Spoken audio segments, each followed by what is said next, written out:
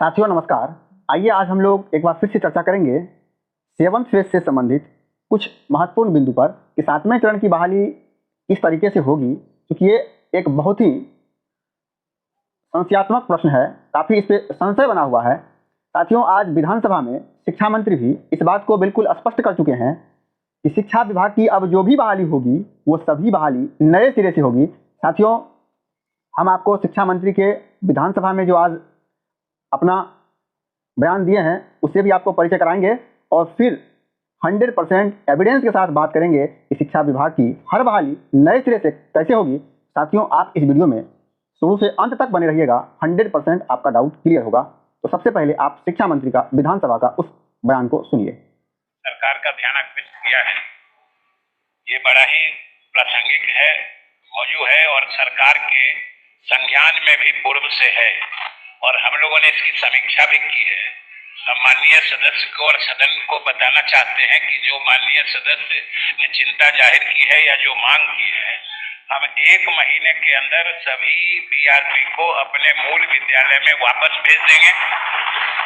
1 महीने में भेजकर, और दूसरी बात जिसकी चर्चा इन्होंने की है कि बीआरपी पद की उपयोगिता के संदर्भ में, तो हम लोग उसकी जांच करा ही रहे हैं और उसकी उपयोगिता के संबंध में जो कमेटी की अनुशंसा आती है, अगर उसकी उपयोगिता होगी तभी ये पद बरकरार भी रहेगा, नहीं तो अगर इसकी उपयोगिता नहीं होगी तो इस पद की भी आवश्यकता नहीं होगी। और अगर इसकी उपयोगिता किसी भी रूप में प्रमाणित हो पाई तो फिर हम नए लोगों का नई पद्धति से चयन करेंगे।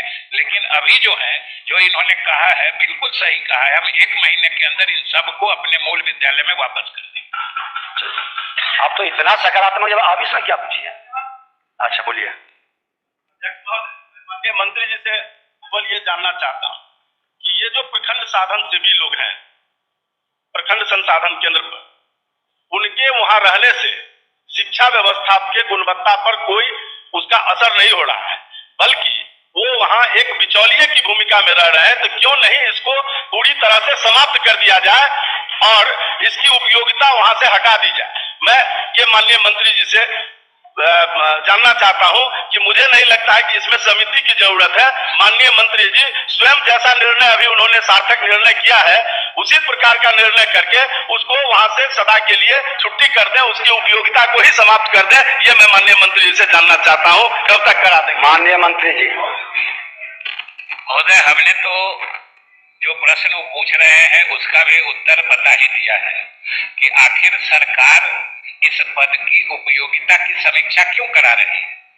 जरूर इसकी उपयोगिता के संबंध में कुछ प्रश्न चिन्ह है सरकार के मन में, हमारे मन में भी लग रहा है कि ये उपयोगी है कि नहीं है, और इसलिए जो इन्होंने मांग किया है इस सबको हम मूल विद्यालय में वापस भेज देते हैं।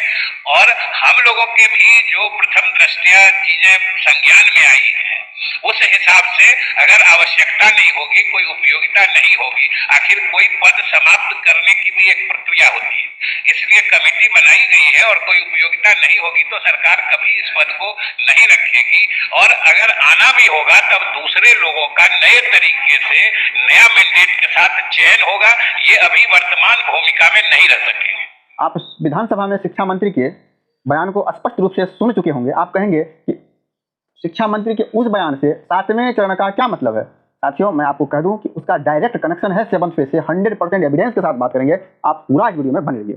तो एक विधायक ने शिक्षा मंत्री से आज स्पष्ट पूछा गया कि बीआरपी और डीआरपी जो 2 पोस्ट है, इन पोस्टों को समाप्त किया जाए, क्योंकि शिक्षा के क्षेत्र में इन पोस्टों का कोई योगदान नहीं है। इन पोस्ट के माध्यम से सिर्फ और सिर्फ दलाली होती है। शॉर्ट में थोड़ा बता दें कि बीआरपी और डीआरपी क्या होता है। बीआरपी शिक्षा विभाग की कार्यशाला, देखिए बीआरपी के रिक्त पद मार्च तक भरे जाएंगे। जी हाँ साथियों, बीआरपी का जो पोस्ट है ये पिछले साल कहा गया था कि इस साल मार्च तक भरा जाएगा। थोड़ा आप बने रहिए। लगभग देखिए 45% इसका सीट खाली है और कहा गया था कि मार्च तक भरा जाएगा। यहाँ पे देखिए उस वक्त अपर मुख्य सचिव संजय कुमार सिंह ने कहा कि जल्द ही इसकी नियुक्ति क्या है की जाएगी। फिर उसमें भी वही बात है कि संजय कुमार सिंह ने कहा था कि जल्द ही इसकी क्या किया जाएगा, नियुक्ति किया जाएगा। तो ये तमाम तरह का देखिए इसमें मुख्य रूप से बीआरपी और डीआरपी का काम क्या है इसको समझ रहे थे, फिर आगे तो हम लोग बात करेंगे 7th फेज से संबंधित। इसका देखिए काम होता है, ये स्कूल का निगरानी करता है। सबसे न्यूनतम लेवल पे एक यह समझिए पदाधिकारी हुआ जो स्कूल का निगरानी करता है, मिड डे मील का क्या है प्रोसेस, क्या है उसकी रूपरेखा, किस तरह से मिड डे मील स्कूल में चल रहा है, शिक्षकों की अनुपस्थिति क्या है, उपस्थिति किस तरह से है, बच्चों का पठन पाठन किस तरह से चल रहा है, यही सब तमाम तरह की लेखा जोखा इनका काम है रखना। अब देखिए, आप जानते हैं कि इससे पहले जो इसकी बहाली होती थी वो पुराने पद्धति से होता था, और ये शिक्षा मंत्री क्या कहे आज विधानसभा में स्पष्ट, यदि बीआरपी की बहाली हमें करनी होगी, यदि आवश्यकता लगी, सबसे पहले तो हम इसकी जांच कराएंगे कि यदि इस पोस्ट के माध्यम से दलाली होती है स्कूलों में, मतलब सीधा यही है। अब इस तरह से तो कहा नहीं जाएगा, लेकिन उस विधायक ने कहा है कि बिचौलियों का काम होता है। तो एक वे में आप यही समझिए कि यदि उनको लगता है कि नहीं, इस पोस्ट से सिर्फ शिक्षकों की दलाली होती है, तो इस पोस्ट को समीक्षा करके समाप्त कर दिया जाएगा, और जो भी वहाँ पे लोग कार्यरत हैं उनका विद्यालय में स्थानांतरण मूल स्कूलों में कर दिया जाएगा। और यदि विभाग को इसकी आवश्यकता होती है कि नहीं, इन पोस्टों को बरकरार रखना है, तो शिक्षा मंत्री ने स्पष्ट कहा है कि इन पोस्ट पर शिक्षक मतलब बहाली बीआरसी का जो होगा वो नए सिरे से नए प्रावधानों के तहत होगा। अब इतना बात तो कंफर्म हो गया। अब हम आपको 100% एविडेंस के साथ बात करेंगे कि 7वें चरण की भी बहाली नए सिरे से होगी, और कैसे होगी, तो थोड़ा आप चलिए देखिए साथियों, ये आज के ही न्यूज़पेपर में था, और यहाँ पे देखिए क्या है, एक एक करके हम चर्चा करेंगे। थोड़ा आप जब तक लास्ट तक बने नहीं रहेंगे तो आप 100% आपका डाउट क्लियर नहीं होगा। देखिए, ये आज का न्यूज़पेपर में कवर है मदरसा के बारे में। साथियों यहाँ पे देखिए, यहाँ पे क्या कह रहा है कि मदरसा बिहार सरकार से अनुदानित मदरसा मौलवी स्तर तक शैक्षणिक और गैर शैक्षणिक, शिक्षण और गैर शिक्षण, ठीक है, कर्मचारी नियुक्ति सेवा शर्त नियमावली 2022। यानी कहने का मतलब क्या हुआ, बिहार में इससे पहले जो भी मदरसा शिक्षकों की बहाली होती थी, ऐसा नहीं कि पहली बार हो रहा है, सदियों से मदरसा विद्यालय चल रहा है, शिक्षकों की वहाँ बहाली होती थी। लेकिन बिहार में यह एक ऐसे शिक्षा मंत्री हैं जो मदरसा में भी इनका नजर गया, और इसने सबसे पहले ऑनलाइन सेंट्रलाइज की बात साथियों मैं आपको बता दूं कि सबसे पहले मदरसा विद्यालय में ही आया। आज से कुछ महीना पहले नियुक्ति नियमावली 2022 मदरसा का स्पेशल बनाया गया, और उस नियुक्ति नियमावली में बात कही गई कि नए तरह से ऑनलाइन सेंट्रलाइज बहाली होगी, और नियुक्ति नियमावली 2022। आज शिक्षा मंत्री भी सदन में कहे कि बीआरपी की भी बहाली नए सिरे से होगी, नए प्रावधानों के तहत होगी। और उसके साथ इस शिक्षा मंत्री के शासनकाल में कौन कौन सी बहाली शिक्षा विभाग में हुई है, थोड़ा उस पर प्रकाश डालते हैं। सबसे पहला, सर्विस रूल 2020 में प्रधानाध्यापक की बहाली पदोन्नति के माध्यम से लिखी थी। पदोन्नति का मतलब सीधा साधा हुआ कि आपकी बहाली सीधा एकेडमिक के आधार पर होता है, यानी कोई एमएड है, यानी जिनके पास सबसे अधिक डिग्री होगा उनको प्राथमिकता होगा, एकेडमिक के आधार पर प्रधानाध्यापक की बहाली होगी। लेकिन उस नियुक्ति नियमावली में इस शिक्षा मंत्री ने लात मारते हुए एक स्पेशल बिहार कमीशन के माध्यम से, बीपीएससी के माध्यम से प्रधानाध्यापक की बहाली बिहार के इतिहास में पहली बार हुआ, और वो भी ओपन प्लेटफॉर्म में। और जानते साथियों, आप एक बार प्रश्न देखेंगे, इतना खतरनाक लेवल 5 ऑप्शन था कि कह नहीं सकते हैं क्वेश्चन का लेवल कितना हाई था। पहली बहाली प्रधानाध्यापक की। दूसरी बहाली इसी शिक्षा मंत्री के शासनकाल में हुई है, इसी शिक्षा मंत्री के शासनकाल में हुई है शारीरिक स्वास्थ्य अनुदेशक का। साथियों, बिहार के इतिहास में पहली बार शारीरिक स्वास्थ्य अनुदेशक की बहाली बिल्कुल कॉम्पिटिटिव एग्जाम के तर्ज पे हुआ, एसटीईटी के मार्क्स पे हुआ है। आप जानते हैं कि एसटीईटी 19 माध्यमिक उच्च माध्यमिक और शारीरिक स्वास्थ्य अनुदेशक, ये सबकी एक ही साथ नियुक्ति जो है नोटिफिकेशन आया था, और उनकी बहाली पहले हो गया शारीरिक स्वास्थ्य अनुदेशक का, क्योंकि उसमें छठे चरण की कोई बाधा थी नहीं। तो आप देखें कि एसटीईटी मार्क्स पे हुआ। और आज शिक्षा मंत्री भी बीआरपी के बारे में कहे हैं, डीआरपी के बारे में स्पष्ट कहे हैं कि इनकी भी बहाली जो पहले होता था उसके तहत नहीं होगा, हम समीक्षा कर रहे हैं, नए सिरे से बहाली होगी। साथियों, मैं आज से बहुत समय पहले जैसे ही ये शिक्षा मंत्री पदभार ग्रहण किए थे, मैं सभी साथियों को इस बात से आश्वासित कराया था कि बिहार के इतिहास में वन ऑफ द बेस्ट शिक्षा मंत्री साबित होंगे, क्योंकि इनको हर जानकारी पता है। आप जो भी शिक्षा मंत्री इससे पहले थे उनका आप लेक्चर सुने और इनका सुने, आसमान और पताल का आपको अंतर लगेगा, क्योंकि ये हर बातों को बारीकी से जानते हैं। लगता है नहीं, बिहार को कोई पहली बार विद्वान शिक्षा मंत्री मिला है। अब बहुत सारे साथी लोग कहेंगे हमारे इस बात को लेकर के बहुत नाराज हो गए, और उनका कहना था यही शिक्षा मंत्री ने मेरिट नॉट मेरिट बराबर किया। बिल्कुल नहीं साथियों, मैं आपको बता दूं कि 26 जून का लेटर 100% प्रूफ और प्रमाण के साथ मैं आपको किस वीडियो में चर्चा करूंगा, और कोर्ट के एविडेंस के साथ मैं चर्चा करूंगा कि 26 जून का लेटर मेरिट के ही पक्ष में है, और वो बिल्कुल संवैधानिक है, कहीं से भी असंवैधानिक नहीं है। इसलिए शिक्षा मंत्री के 26 जून के लेटर पे कहीं से भी किसी प्रकार से संशय करना बिल्कुल गलत है, वो बात बिल्कुल सही है, उसमें कहीं से कोई दिक्कत है नहीं। और यहाँ भी देखिए कि मदरसा तक में भी इस शिक्षा मंत्री का स्पष्ट नजर पहुंचा, और मदरसा की भी बहाली ऑनलाइन सेंट्रलाइज नियुक्ति नियमावली 2020 के तहत। इससे पहले भी साथियों, आंगनबाड़ी की जो बहाली होती थी वो आम सभा जो है वो वार्ड स्तर पे होता था, उसमें व्यापक धांधली होती थी, उसमें भी इस शिक्षा मंत्री का ध्यान गया, और बहुत जल्द आप देखेंगे कि कैबिनेट में प्रस्ताव गया है, कैबिनेट से मंजूरी मिलेगी, और उसकी भी बहाली सेंट्रलाइज ऑनलाइन सेंट्रलाइज आंगनबाड़ी की बहाली होगी। हालांकि उनका जो भी प्रोसेस है, क्योंकि उनमें उसका ओपन कंपटीशन के माध्यम से नहीं हो सकता है, क्योंकि उसमें कंडीशन है कि जो भी उसमें सेविका या सहायिका की बहाली होती है वो प्रॉपर उसी वार्ड का होना चाहिए। तो यहाँ पे एक थोड़ा दिक्कत है, लेकिन फिर भी ऑनलाइन सेंट्रलाइज उसकी भी बहाली होगी।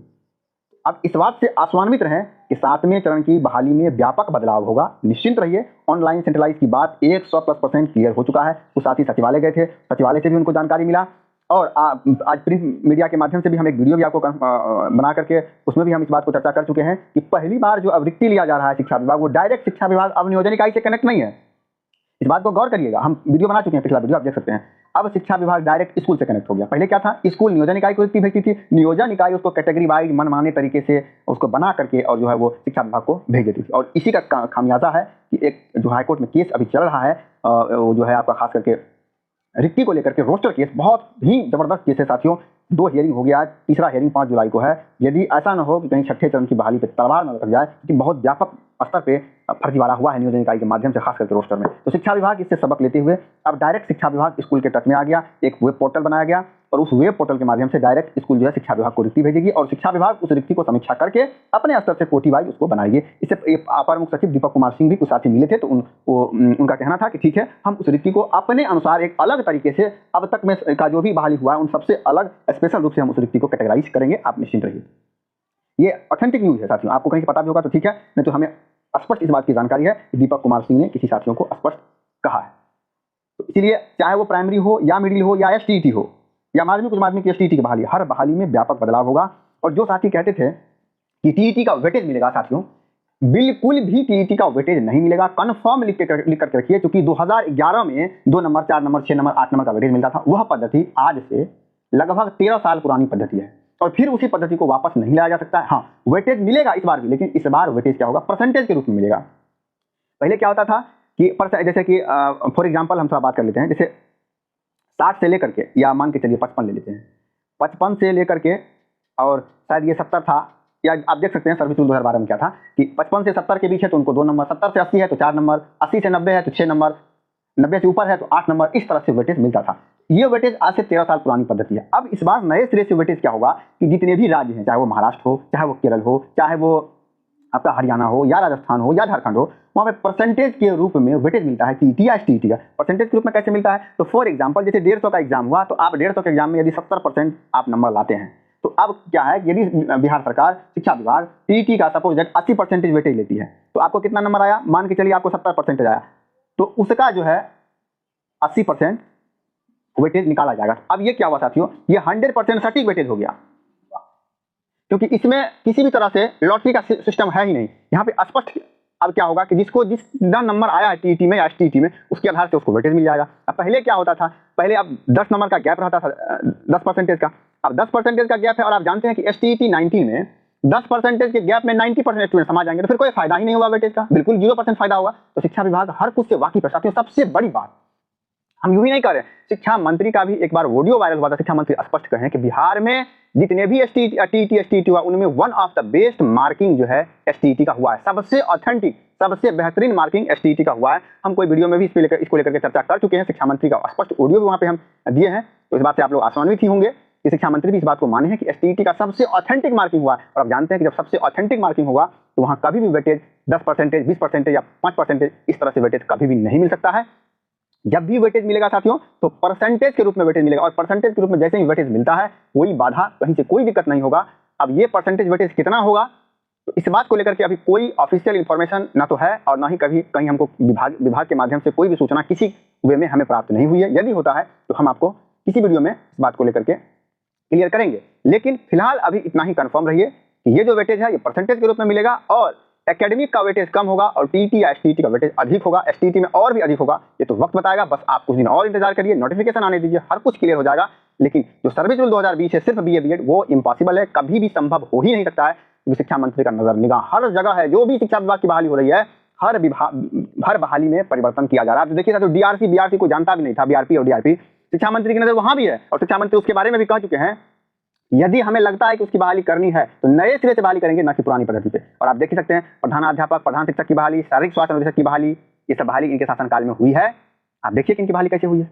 और यहाँ तक कहते हैं कि ये शिक्षा मंत्री तो ये बीच में सोच भी लिए थे कि छठे चरण की बहाली प्राइमरी मिडिल का पूरी बहाली को कैंसिल कर देंगे, लेकिन साथियों का बहुत दबाव के कारण, राजनीतिक पॉलिटिकल प्रेशर के कारण इस बहाली को एंड के प्रकार पूरा किया गया। तो साथियों आज का ओवरऑल यही था कि 7वें चरण की बहाली बिल्कुल नए सिरे से होगी, कहीं से कोई इसमें कन्फ्यूजन की बात है ही नहीं। शिक्षा मंत्री बहुत विद्वान है, हर मैटर को समझते हैं। साथियों यह एक ऐसा चैनल है यहाँ पे कोई भी न्यूज़ हम आपको बिना किसी रिसर्च के, ऑथेंटिक इन्फॉर्मेशन के, मैं आपको कोई भी न्यूज़ हड़बड़ी में, हड़बड़ाहट में प्रोवाइड नहीं करते हैं। उस न्यूज़ को सबसे पहले पड़ताल करते हैं, क्या है इसका मायने, पूरा रिसर्च के बाद ही हम आपको कोई भी न्यूज़ प्रोवाइड करते हैं। तो ठीक है साथियों, उम्मीद करते हैं कि आज का ये वीडियो आपको पसंद आया होगा। यदि पसंद आया है तो लाइक करना मत भूलिएगा और चैनल पे पहली बार आए हैं तो सब्सक्राइब अवश्य कर लीजिएगा। वीडियो देखने के लिए आप सबों का बहुत बहुत धन्यवाद।